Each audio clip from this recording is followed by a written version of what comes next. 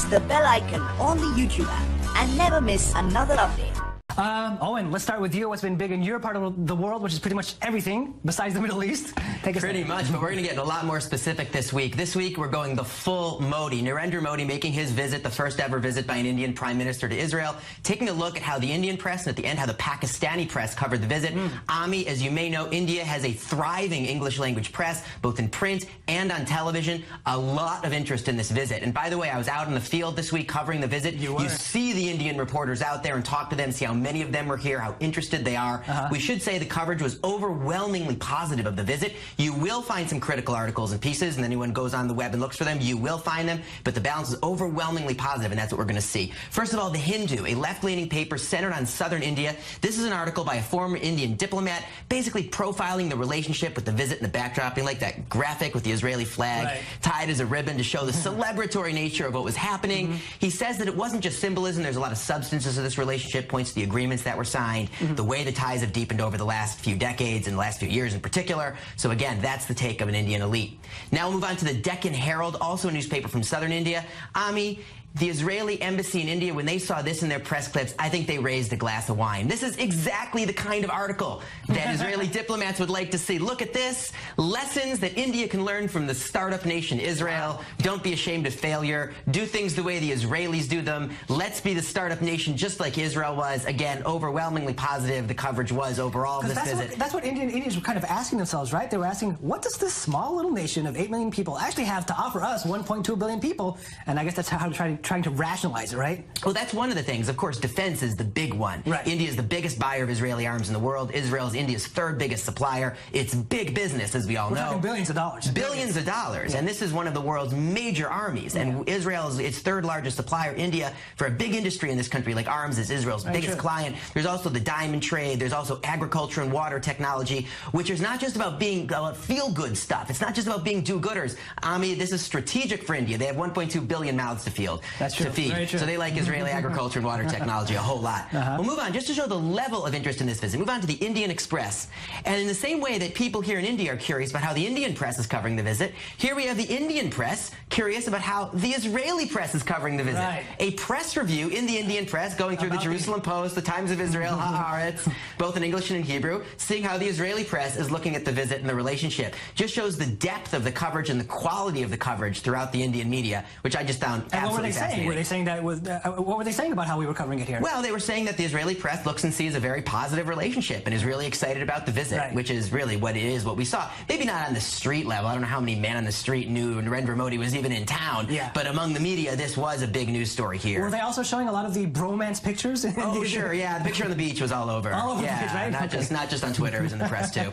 We're going to move on to television now. The India Today television station, one of a number of 24-hour English-language TV channels in India. Again, 1 billion people or more, a large middle class, large numbers of English speakers because of India's history, thriving market. Let's take a look at just 30 seconds of what India Today had to say and during its coverage of the visit. Okay, let's take a look.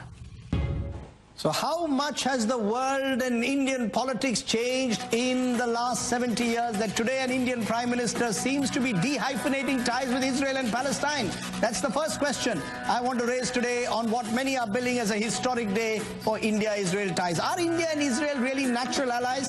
Do their interests now completely converge? Is Israel India's ally in its war on terror, its best ally?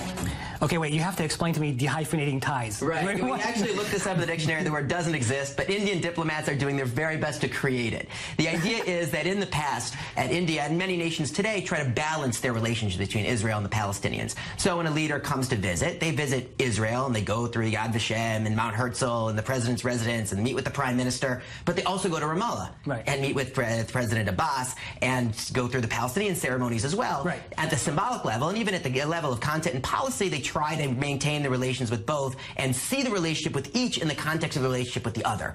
So the relations with Israel are part of the relations toward the Israeli-Palestinian conflict. The idea here is that Narendra Modi, what he wants to do, what the BJP wants to do, is dehyphenate the relationship. Have relations with Israel that aren't all about the conflict, that are about things like defense cooperation, about agriculture and water cooperation, about trade, about people-to-people ties. They're still interested in the Israeli-Palestinian conflict. They're still interested in relations with the Palestinians and certainly with the Arab world, but to separate the two and have them be on separate tracks, shown in this visit by the fact that Modi didn't visit Ramallah. And it's important to didn't note visit the that I think they tried to maybe sugarcoat it, the Indians, by stressing that they invited Mahmoud Abbas to India about a month before this visit. So he had his meeting with Narendra Modi about a month before, but not while he was here in the region. Right, and it definitely sends a message, because most foreign leaders who come here, certainly on a visit as high profile as this one, certainly being here for 2 full days, would go to Ramallah and visit the Palestinians, as Donald Trump did most recently. So the question is why? Why would they dehyphenate the relationship with the Palestinians and not visit the Palestinian Authority? Because they're interested in all of these other things. Right. They want the defense cooperation. They need Israel as much as Israel needs them, in a sense, which is what Avi's question was.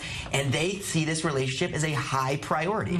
So this is, again, is one remark, an event leading up to the visit. What Indians say is from Marrakesh to Bangladesh, there are only 2 countries that are democracies and non-Muslim. That's how they see the world. It's very, very interesting. Finally, we go to the Pakistani press. Obviously, not so elated at this visit. Pakistan, India's rival, a Muslim country, and then they have a conflict over Kashmir. The Dawn, the largest English language newspaper in Pakistan, an editorial saying, listen, if India is going to gang up with Israel, we in Pakistan have to take our own steps. And what does that mean? Look at what the Iranians had to say at the backdrop of this visit, pushing the Kashmir card and taking aim at India over that. This newspaper editorial drawing parallels between Israeli policy towards the Palestinians in the West Bank and Indian policy toward Muslim Kashmiris, again showing how potent that conflict is to Pakistanis. Pakistan saying, we can't take this visit lying down. And of course, Pakistanis thinking that some of the technologies that are bought in Israel might be used against them in the future. And some have been used in Kashmir, in the Kashmir conflict in the future, and yes, could, in theory, be used